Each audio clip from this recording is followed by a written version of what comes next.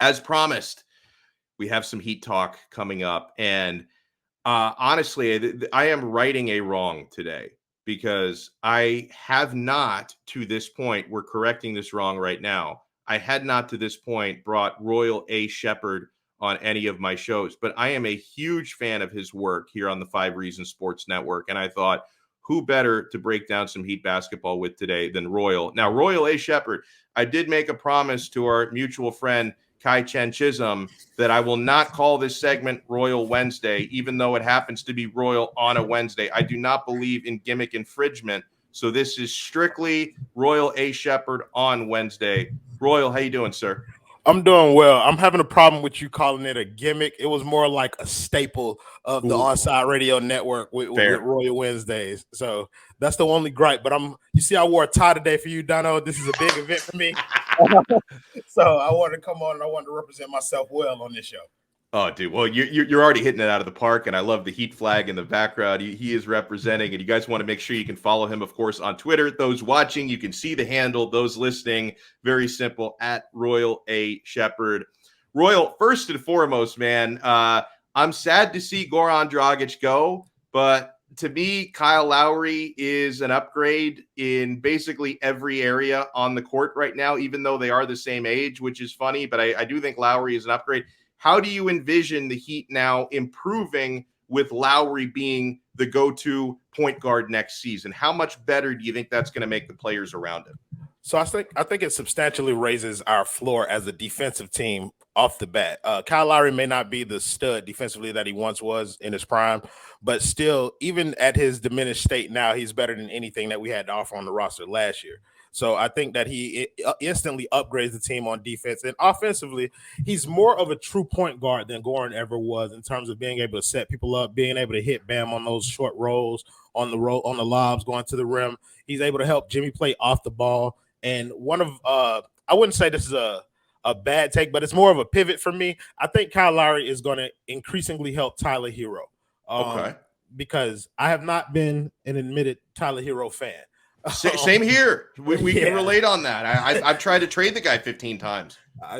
I've tried to trade him 16, Donno. But I'm not a big Tyler Hero guy, but I do believe that having a genuine point guard next to him is going to allow him to play more freely off the ball, get him coming into the game thinking score, which is what his primary job should be. And I think that he's going to flourish in a role like that coming off the bench. So I think the team becomes substantially better defensively, and it just gives us more things that we can do offensively with a genuine point guard on the roster.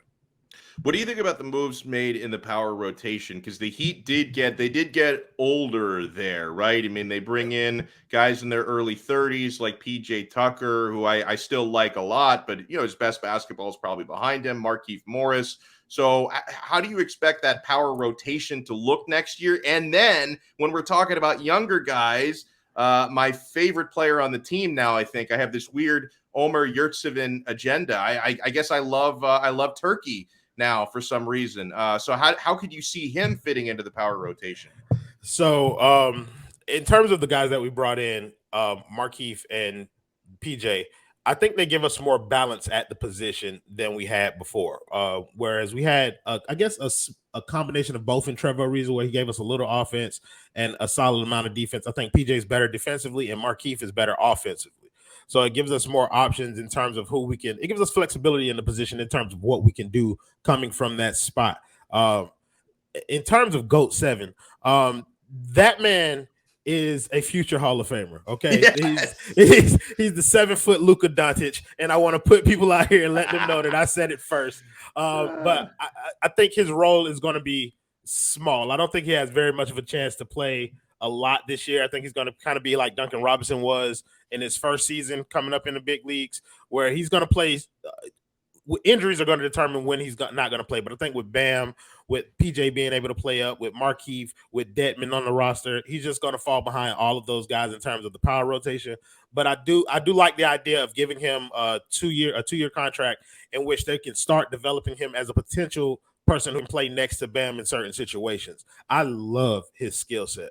I love everything about it. He seems to be everything that we're asking for in terms of a big man, a guy who can rebound, a guy who can space the floor with his shooting, and a guy who just, he has some facsimile of an offensive game. Now, he's dominated Summer League, but I don't know how he'll look against, regular NBA competition. But I'm hopeful, man, because from what I saw, that's the making of a star, Donald. Do you think at any point within the next few years, Heat fans are going to say, wow, I really regret giving up Precious Achua? Like, what do you think his upside is? Do you think he's going to end up balling, or is it just going to be one of those things where, Heat fans will never look back with that one? I don't think we're going to look back from it. I do believe Precious has loads of talent. I do believe he's going to become a very solid player in this league. But I think if we're going to make any steps or any strides towards becoming the championship team that Heat fans all hope that we can become, then this is kind of like the first step in that progression. They wanted Precious. We wanted Lowry. So if you don't feel a trade, then that means that it probably was one-sided. And I got that from Clutch, Adam Barai. But this is a trade that we kind of felt. If we felt a lot with losing Goron, but we're going to feel it a little bit with losing Precious, but not as much as we're going to benefit from having somebody like Kyle Lowry on our roster. And, I love Goron, seeing him. And even though I don't really speak Slovenian very well, we all got the translation of him saying he has higher aspirations, than Toronto. And he was doing that interview in Slovenian. And even though he had been traded, he was wearing the Heat Culture T-shirt. Just, I love Goron so much. Do you think, because I know Ethan feels this way, do you think, Royal, that Goron is going to end up back in a Miami Heat uniform at some point before he retires? That's tough. That depends on how much he loves playing with Luka Doncic, because I'm pretty sure that's where he's going. Yeah, right. I'm pretty sure that those comments are going to help him find his way out of Toronto, whether that be on a buyout or a trade at the trade deadline. But I think that Dallas is an inevitability with Goron, and playing with his fellow countrymen. Like, if he loves that, then I think he retires there. But if that doesn't work out for him as well, his number's already going up in the rafters, and I'm sure Heat fans would love to see him come back. So I think there is a small chance that he will come back. But like I said, I think that's contingent all on how much he loves playing with Luka, because he might end his career in Dallas. And you're right. It's got to be Dallas for him, because they're basically becoming the Slovenia Mavericks. Like, didn't they just have the press conference for Luka's extension in Slovenia? So it's like, man. I mean, they might be playing some games there next year for all I know. It's like they're basically the Slovenia Mavs. If you think about it, like, Dallas has always kind of been like a melting pot of international players coming there. With Dirk, they had Rafe LaFrentz at one point.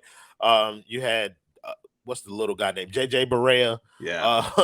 You had a litany of people who just come over there. Even now with Kristaps Porzingis and Luka Doncic on the same roster, they seem to have this love affair with European players. And so I think it's a perfect fit. Like, their culture seems to fit what they want to do over there. And I think they're going to welcome Goran with open arms. And he's going to be happy there, because they're going to, like I said, they're going to welcome him, and he's going to get a chance to play with one of the top tier talents in the league, in Luka, who's also Slovenian. So that's only a double benefit for him. So, a bit of news that made big shockwaves. I think it was like Friday or Saturday of last week. And it seems like it's quieted down a bit, but I guess there is an ongoing investigation, not only into the Heat, but in the Chicago Bulls, for tampering, or as Ira Winderman, I saw him refer to it as gun jumping, which is kind of, so basically you're saying if they just waited a few hours to announce the deal, then that makes it okay. But do you expect anything significant to come out of this Kyle Lowry investigation? Hell, maybe we've not seen the last of Goran Dragic in a Heat uniform within the next year. Okay, so Donno, you were on the call with us the other day. This is one of my customary questions whenever I go on the show. Am I allowed to curse on this program? Or feel free. Absolutely. Oh, thank you very much, Donno. That makes me so great. Fuck no, nothing's going to come of this, Alex Donno. There's nothing that's going to come of this. We're going to still have Kyle Lowry. I think it's just kind of like maybe a fine, maybe losing a draft pick that Pat Riley doesn't care about anyway. But nothing major. I don't think they're going to rescind the trade or anything like that. But the issue is, all teams do this. I'm pretty sure you've seen the I guess it's a meme or whatever it is, that LeBron James was recruiting Russell Westbrook. Thank you. Weeks before, and it was open.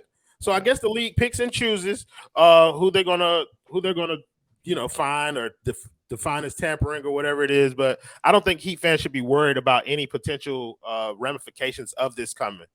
Yeah, and with the LeBron thing, I know a lot of people will say, "Oh, but look, it's a player. Players are allowed to talk." But he owns at least a stake of his agency, Royal. Like he owns a stake in Clutch Sports. Yeah. And by the way, just so I can reiterate this, because I do have a reputation that I think is a little bit unfair of being a LeBron hater. I mean, don't blame me that his movie only has 27% on Rotten Tomatoes. Don't blame me that the guy has to chase rings to win rings. I don't know how that becomes my fault. But in this sense, I'm not even saying LeBron and the Lakers should get in trouble for tampering. I'm just saying the Heat shouldn't. To me, the double standard should err on the side of who gives a fuck, right? Like so the double standard to me is that instead of, like you said, picking and choosing who we investigate for tampering, why can't we just understand that tampering is inevitable? So instead of cherry picking certain teams and making an advantage of some, or making an example of some, I should say, and not others, why don't we just understand this happens around the league and there's nothing we can do to stop it? And I think the double standard extends just beyond the teams for LeBron James. When you think about how he didn't even have to deal with health. Listen, I'm sorry, but it's a great comment by Ricky. The double standard extends beyond just the court, like the health and safety protocols that LeBron James seemingly just kind of disappeared for him, where he went through health and safety protocols with the COVID and still was allowed to play, and Chris Paul had to sit out. So those are the things that you deal with. And to your clutch point, I think it's ignorant for people to say that LeBron James has no involvement in this whatsoever. I think I heard Ethan say it, but Rich Paul is with LeBron James all the time. Yeah. So there's no way that he has no idea what's going on with clutch, how all the clutch players seemingly always end up on LeBron James's teams with team-friendly deals. Like, there's no way that this is happening without LeBron James's knowledge. And so the league just kind of they just choose to ignore what LeBron James does and penalize the teams that they don't, like the Miami Heat. By the way, we're getting rave reviews for Royals wardrobe. Ricky J. Mark, who we love as well. We got to get Ricky on the show too, Sean and Manny. We got to make that happen. He says, "I'm feeling that classy tie, King. Makes me want to step my own game up out here in these streets." I get like that as well. Like I tried to actually coordinate my outfit today, Royal. Like I've got the gray hat with the gray trim on the shirt, because normally I pick my clothes the same way Stevie Wonder does. Like I just sort of no look, just grab whatever's there. Color combos don't matter. So I'm trying to step my game up, and then I see Royal come in and he's actually wearing a necktie. I'm going to be in like a 3-piece suit tomorrow. I'm going to keep escalating this. Well, let's not forget the rest of the wardrobe. I'm wearing my customary hat, a necktie, a Bam Adebayo t-shirt, and sweatpants underneath here with gym slides. So there's like no coordination going on beyond the tie. Oh, and I'm being told by Welch that since I am a sex icon, it doesn't matter what I wear. Just to bring you guys behind the curtain, like, okay, the shot that we have here, it's pretty much the same every day. Some days I don't wear pants. Like, why? Like, and I'm sure Adam Schefter does the same thing. When Adam Schefter is via satellite on ESPN, he's only wearing like the shirt and the suit jacket from the waist up. Why do I need to bother to wear pants every day? I am wearing athletic shorts today, but some days I'm just wearing boxer shorts, bros. Yeah, Donno, I can't tell you the number of Clutch Corner and post game episodes that I've done without pants. Like, it's 10, 11 o'clock at night. I'm sitting here after a Heat game. Like, I've already eaten dinner and everything. I'm sitting at the computer just free balling it. And it's just, nobody can tell because the camera only comes up chest high. So now I don't know if there's a backstory to this. I do know, Roy, I remember hearing you say that you're a Packers fan, but I don't know why is Booby, great name by the way, asking you if you are a Dolphins fan yet. Is there a backstory to that? So Booby Johnson is a friend of mine from high school. And the backstory is that one of the conditions of my marriage was that I become a Dolphins fan. And so I was like, the only way that I'll become a Dolphins fan is either A, Aaron Rodgers retires, or he's no longer playing for the Green Bay Packers. So this is my last dance, if you will, with the Green Bay Packers, because Aaron Rodgers will inevitably be traded or sent to another team next year. And so as soon as he's no longer wearing a Green Bay Packers jersey, then I'm going to be a full-fledged Miami Dolphins fan. I've started my conversion. I started it 2 years ago, where I started watching Dolphins games, becoming acclimated with the roster. I'm from South Florida, so I know the history, but it's just kind of getting myself used to rooting for the new guys. And Tua was a good step for me in that direction. So And I do want to ask you one more thing on the way out. When you bring up the Packers and Rodgers, looking like just one more year, do you have a prediction on where he ends up? Because I've seen like the most recent team there's some noise behind are the Saints. Where do you expect Rodgers to be playing in 2022? San Francisco. Okay. It's the hometown team essentially for him. The hometown thing, I think they kind of like struck out on the Tom Brady thing, getting him to come over there. And I don't think they're going to miss their opportunity again at a generational quarterback. And they're going to dangle Trey Lance to Green Bay just to get him over there. And I think it's going to work. So I think he ends up in San Francisco and kind of gives them an offense that matches that amazing defense that they are putting out on the field. Well, really good stuff on all counts here from Royal A. Shepherd. You want to make sure you follow him on Twitter at exactly that. That's the handle at Royal A. Shepherd. For those of you who are just listening to this, you want to go back and watch it on YouTube because he is dressed to the nines today, and we appreciate that, Royal. Have a great one. By the way, when can we see you again streaming on 5 Reasons? Anything you want to promote? So we're actually doing an episode of the Clutch Corner tomorrow at 8:00. Going to talk more free agency stuff, trying to talk about how the Heat can further fill out the roster, current moves, future moves, transactions. That's what the people want to see from us, so that's what we're going to talk about. That is the name of the game. Thank you so much, Royal. Have a great rest of your day. No problem. You do the same, Donno. Awesome.